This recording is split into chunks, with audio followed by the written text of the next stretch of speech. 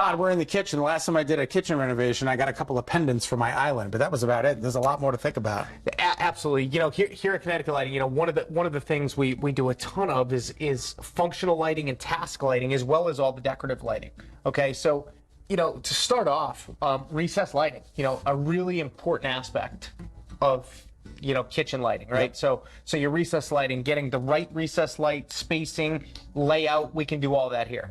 Okay, the other thing is, you'll also notice as we frame down, this backsplash has no outlets or switches in it whatsoever. I've never seen anything like this. Well, yeah, and it's pretty simple. Angled plug mold, okay, right underneath. Okay. You can do angled plug mold, and then off the angled plug mold, you can run under cabinet lights, and you can have the best of both. So great lighting. The backsplash looks absolutely incredible. No cuts in the backsplash, and just such a nice, clean look in that kitchen. And what about the hardware?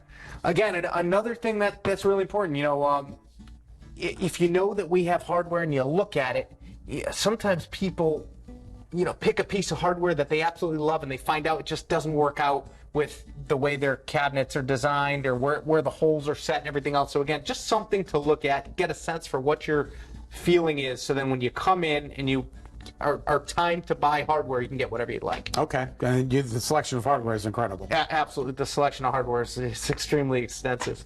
And then, you know, one thing I always like to point out too, take a look at over here.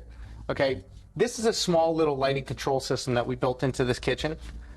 Those 8 buttons take the place of 8 switches on the wall. Wow. So again, just a nice, clean way, extremely easy to do, extremely economical.